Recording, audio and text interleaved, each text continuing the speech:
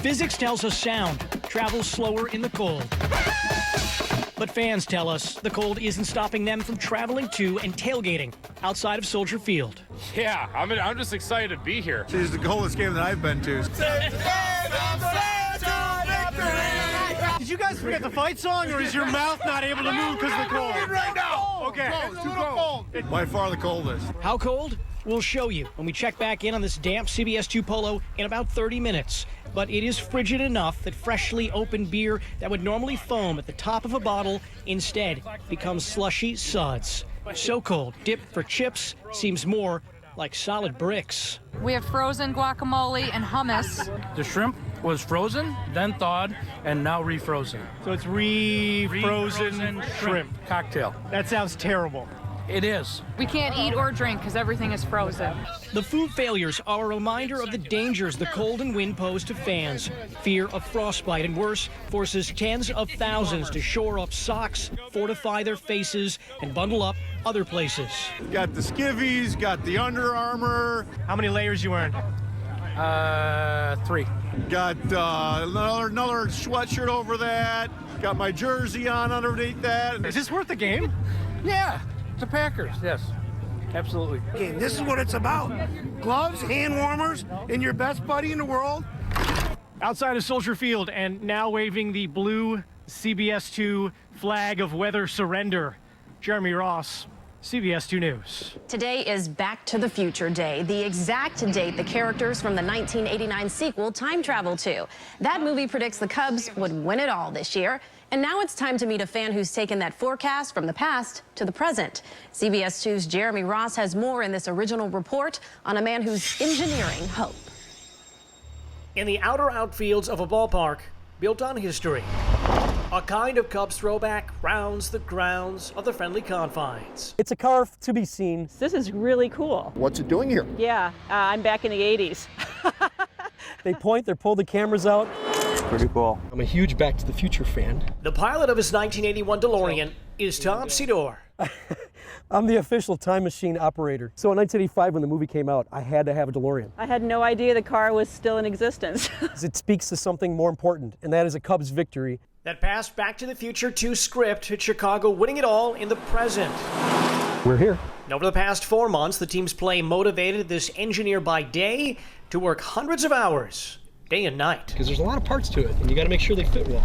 This is a Menard special. Mr. Fusion is purchased a la Amazon.com. Harnesses the energy from the flux field in the front to the flux capacitor. Do that, you get your 1.21 gigawatts, you're good to go. This thing is not a monster. It's got 130 horsepower. But what it lacks in go, it makes up for in show, turning heads and even snouts.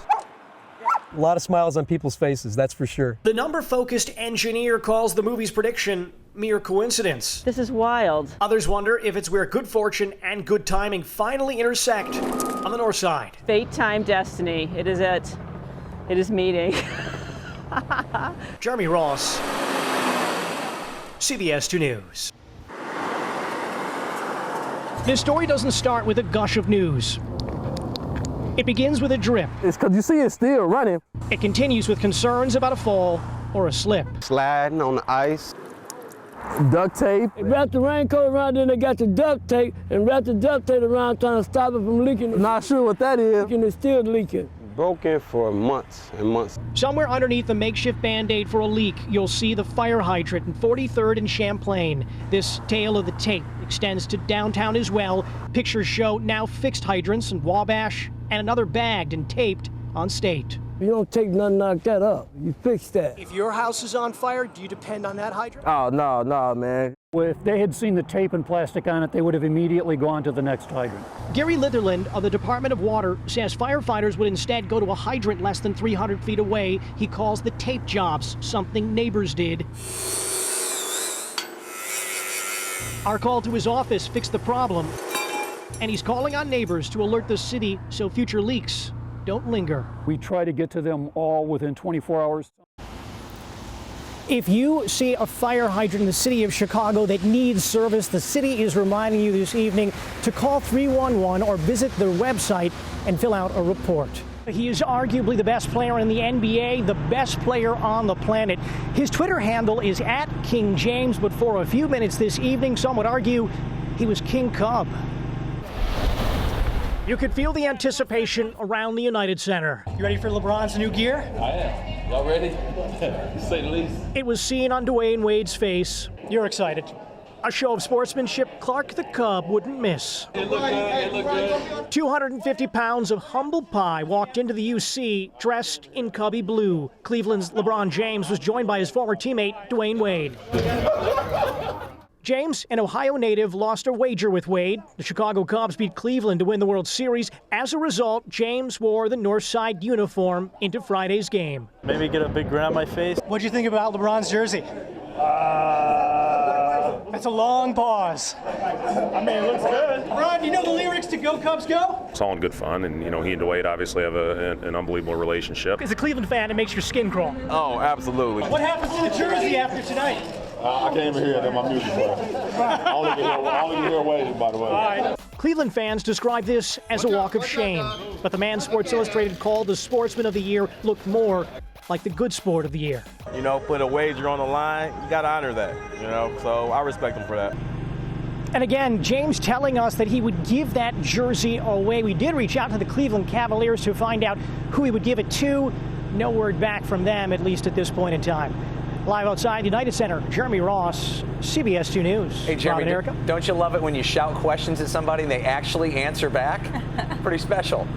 It's wonderful. And by the way, I don't think the jersey would fit me. No, it might be just a little big. The Park District telling us the elements had a major impact on what we're seeing out here. And to give you an idea of really what that impact is, we break out the soccer ball. What I'm going to do is I'm going to kick it across the surface here, and you get an idea of how warped this pavement is. Now imagine trying to ride a bike out here. This is a major tourist attraction. If the Lakeshore Path is the face of this city, it is starting to show blemishes too big to ignore. It's bad out there. Too big to bike through, forcing some to walk over. To have something like this happen is terrible. South of Oak Street Beach, you'll find sections of warped, cracked, uneven surface. A 30-yard stretch of the high-use running and bike path looking more like a BMX course. Those not hopping over the pavement debris find themselves maneuvering around it.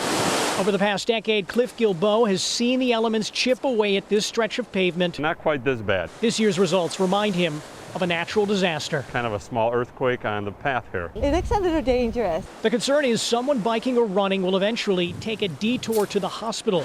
While there are markers indicating the city is aware of the problem, a short walk north, you'll find another marker reading "Fix Me." That's crazy. We can't show you what a vandal left next to those words, but the perverted plea to address the pavement is gaining support. We live in a better city than what we see here. The Park District issuing this statement reading, quote, "After a season of windy weather and high wave action, portions of the Lakefront Trail are in need of repair. The Chicago Park District has assessed the damage in impacted areas." They go on to say that those repairs will be made sometime within the next 2 weeks. It sounds like a Jennifer Hudson concert. I dream big. It feels like a performance by Common, but it's not. Kids want to help. One heart with courage is a majority. We Day is because kids are giving back. We Day is a patchwork of corporately supported stories and songs stitched together by threads of inspiration. I've gone on to overcome bullying, graduate from college. Kids from more than 600 schools from across Illinois took part in the event, embraced by stars like Jennifer Hudson. You don't have a Hudson hug for me? Of course I have a Hudson hug for you. Come here. It may be co-hosted by Selena Gomez, but we co-produced her hair. You have a little thing in your hair there. Grab it. There you go. Okay. Thank you. I want to make sure. Okay. You can add hair and makeup to your resume. Students attended free, but had to take part in acts of service like fundraising for foreign developing communities to helping out at a food pantry. It makes me want to volunteer, to say things, to do things, and to make changes. You think the feeling you have will last a year, 2 years? This will last for a lifetime. Can I get a Hudson hug? Sure. Let's Bring it in. Bring it in. Hudson hug. Jeremy Ross, CBS 2 News. Jeremy had a pretty good me day on We Day, didn't he? No doubt. That's a great point.